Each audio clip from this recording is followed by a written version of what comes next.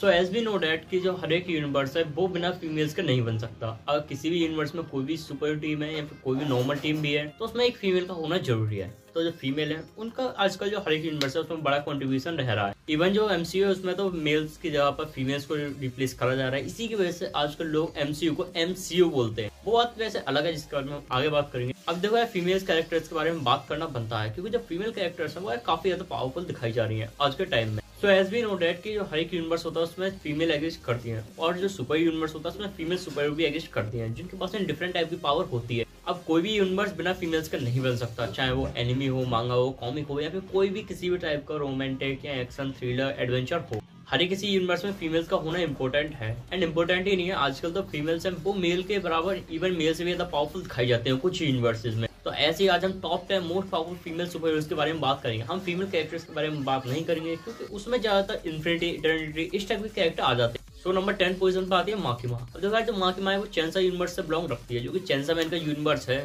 अब देखो यार जो चेंसा मैन है वो एनिमी न्यू है बट उसकी मांगा ज्यादा ओल्ड नहीं है, आपने शायद देखी भी ना हो। बट जो माकिमा है वो यार काफी ज्यादा पावरफुल कैरेक्टर है। जो चेंसा मैन का यूनिवर्स है उसमें एक ऑर्गेनाइजेशन एग्जिस्ट करती है डेविल हंटर्स, जो कि डेविल को मारती है। डेविल्स के पास डिफरेंट टाइप की पावर होती है एंड उन्हीं को मारने का काम है डेविल हंटर्स का। एंड जो डेविल हंटर्स है वो यार पूरी एक ऑर्गेनाइजेशन और इसी के हेड है माकिमा। अब आप इससे अंदाजा लगा सकते हैं कि माकिमा कितने ज्यादा पावरफुल है। एंड माकिमा की पावर को हमने एक बार देखा था जब उसने सिर्फ एक ही जगह से पूरे सिटी में फैले हुए जो इविल लोग थे उनको मार दिया था। मतलब वहां पे जाने की जरूरत नहीं पड़ी, उन्हें सामने देखने की जरूरत नहीं पड़ी, कुछ भी नहीं, बस अपनी जगह है और अपनी जगह से पूरे लोगों को खत्म कर दिया। जिसकी वजह से हमें पता लग जाता है कि जो माकिमा है उसका डिफरेंट टाइप की पावर्स हैं। एंड हाँ उसके पास में काफी ज्यादा ही डेंजरस पावर्स भी हैं। इसीलिए जो माकिमा है वो नंबर 10 पोजीशन को डिजर्व करती है। सो नंबर 9 पोजीशन पे एग्जिस्ट करती है वंडर वुमन जो कि है डायना। अब देखो यार जो डायना वो एक एमेजोनियन है एंड उसके फादर हैं ज्यूस जो कि ग्रीक गॉड्स के फादर हैं। यानी कि जो ज्यूस हैं वो जब ग्रीक गॉड्स के फादर हैं तो सीधी सी बात है जो डायना वो भी एक गॉड है एंड वो एक एमेजोनियन है, इसलिए वो इमोर्टल भी है। एंड जो डायना है वो जस्ट लीग टीम का पार्ट है जो कि अपने यूनिवर्स की मोस्ट पावरफुल टीम है यानी कि डीसी यूनिवर्स। एंड जो डायना है यार उस पर काफी ज्यादा powerful bracelet, rope and shield भी है जिसकी वजह से वो एक काफी ज्यादा पावरफुल कैरेक्टर बन जाती है। बट डायना है उसके पास में कुछ हद तक रियलिटी मैनिपुलेशन की पावर है, इसलिए वो और भी ज्यादा पावरफुल हो जाती है। एंड स्पेशली जस्ट लीग है उसमें अपनी इंपोर्टेंस बनाए रखती है। अब आप सोच सकते हैं जस्ट लीग है वो मोस्ट पावरफुल टीम है अपनी यूनिवर्स की, तो जो डायना है वो कितना पावरफुल होगी कि उसको एक मोस्ट पावरफुल टीम में अपनी इंपोर्टेंस बनाए रखनी है। देन अगर हम बात करें नंबर 8 पोजीशन की तो वो है पावर गर्ल। अब देखो जो पावर गर्ल है वो काउंटर पार्ट है सुपर गर्ल का, वो एक ऑल्टरनेट पार्ट है, इसलिए पावर गर्ल है उस पर सारी पावर है जो कि सुपरमैन पर है, इसलिए वो एक काफी ज्यादा पावरफुल कैरेक्टर है। एंड जो पावर गर्ल है जब उसके बाद सारी सुपरमैन जैसी पावर है तो सीधी सी बात है उस पर सोलर एनर्जी एब्जॉर्प्शन की भी पावर है। एंड जो पावर गर्ल है उसकी यार जो पावर का सोर्स है वो है सन, वो सन की जो पावर है उसको एब्जॉर्ब कर सकती है। एंड अगर सन नहीं होगा या फिर रेड सन होगा तो यार वो काफी वीक हो जाती है, इसलिए वो इस पोजीशन पे आती है। बाकी यार ये काफी ज्यादा पावरफुल कैरेक्टर है एंड वैसे भी यार ये काफी ज्यादा पावरफुल कैरेक्टर है क्योंकि इसके पास में क्रिप्टोनियन डीएनए है, क्रिप्टोनियन बॉडी है एंड इसीलिए ये काफी ज्यादा तेज उड़ सकती है, काफी ज्यादा तेज दौड़ सकती है और इसके पास में super human strength, agility, reflex, durability ये सब चीज है।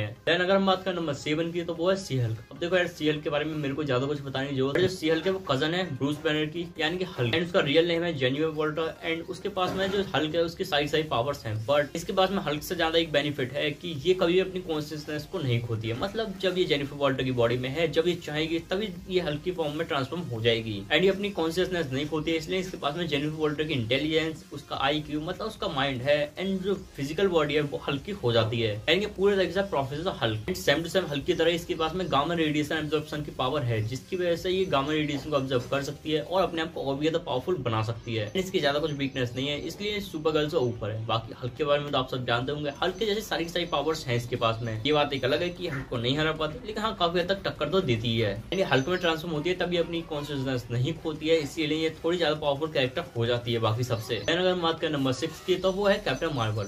देखो जो कैप्टन मार्वल है वो काफी ज्यादा पावरफुल कैरेक्टर है पूरे MCU में एंड मार्वल कॉमिक में भी। क्यों मैं बताता हूँ, क्योंकि उसको जो पावर्स हैं वो स्पेस स्टोन से मिली हैं एंड इसके पास में ह्यूमन एंड क्री का हाफ DNA है, क्री का भी इसके पास में DNA है, इसलिए उसकी पावर्स इसमें आ जाती है एंड ये अपनी बॉडी से एनर्जी को एब्जॉर्ब कर सकती है जिसकी वजह से किसी भी एनर्जी को एब्जॉर्ब करके अपने फायदे के लिए यूज कर सकती है। इवन हमने एंड गेम में देखा है कि जो थैनोस है उसको भी काफी कड़ी टक्कर दी थी कैरल ने एंड इसी चीज से हमें अंदाजा लग जाता है कि जो कैरल है वो कितना पावरफुल कैरेक्टर है। एंड हाँ, मैंने इसको सीएल से ऊपर रखा है क्योंकि यार ये काफी ज्यादा पावरफुल कैरेक्टर है।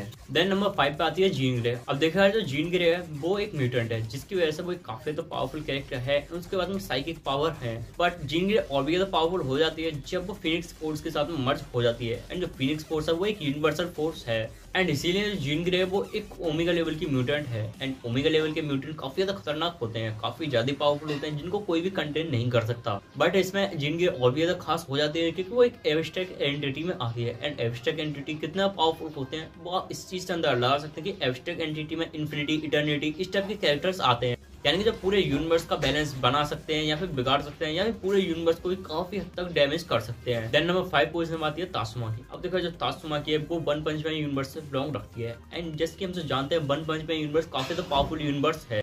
And one punch man universe में सुपर हीरोज की काफी सारी टीम है, जिसमें से एस टाइप के सुपर हीरो सबसे ज्यादा पावरफुल होते हैं, जिनके पास में कोई स्पेशल पावर होती है। एंड उस एस रैंक के सुपर हीरोज में जो सेकंड रैंक है वो है तात्सुमाकी की। तो आप सोच सकते हैं तात्सुमाकी कितने पावरफुल है। एंड जब साइको ओची मर्ज हो गए थे तब यार उनके पास में गॉडली पावर आ गई थी, बट जो तात्सुमाकी वो उन पावर्स को भी काउंटर कर रही थी और काफी हद तक टक्कर दे रही थी। तो आप सोच सकते हैं कि जो साइको ओची है उससे जब गॉडली लेवल की पावर थी तो उनको जो टक्कर दे रहा है उसके पास भी कहीं ना कहीं गॉडली लेवल की पावर तो होंगी ही। एंड साथ में जो एल्डर सर्पेंट है जिसको कुछ ही लोगों ने हराया है, उनमें से एक तात्सुमाकी है। तो इन्हीं चीजों से आपको पता चल गया होगा कि जो तात्सुमाकी है वो क्यों इतनी पावरफुल है, क्योंकि उसके पास में गॉडली पावर्स हैं। देन नंबर 4 पोजीशन पे आती है कागुया। और देखो जो कागुया है वो एक सुपर हीरो नहीं है, मैं जानता हूँ, बट मैं आपको बताता हूँ कैसे मैंने इसको इस लिस्ट में लिया है। और देखो यार जो कागुया है वो एक ओत्सुकी है एंड उसने चक्रा फ्रूट भी खाया था। बट अगर हम इस चीज को देखें कि कागुया ने कहीं ना कहीं जो सारे स्नोबी है उनको बनाने में हेल्प की थी, उनको बनाया था, तो ये गलत नहीं हो।